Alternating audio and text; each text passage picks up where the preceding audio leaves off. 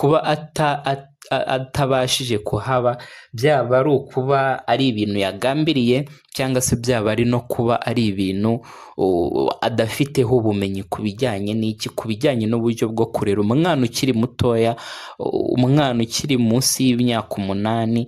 Ese bizagenda bite noneho binakomeze uwo mwana nanakura akagera muri ya myaka y'ubugimbi yo kuzamuka kugeza kuri 18? Ese ise mu gihe atahabaye muri icyo gihe cy'iyo myaka yose, uwo mwana birumvikana yuko akura nk'umwana wabayeho adafite ababyeyi bombi, afite igikomere cy'uko mama we yapfuye, afite igikomere cy'uko papa we ahari ariko atamwitayeho cyangwa se atamwitayeho.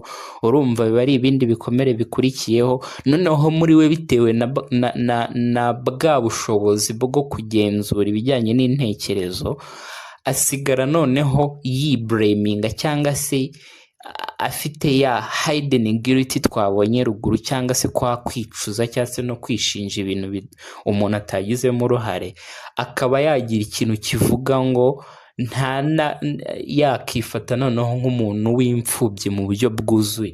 Bitewe n'iki? Bitewe n'ibyo abona, kuko mama yarapfuye, papa arahari ariko ameze nk'udahari.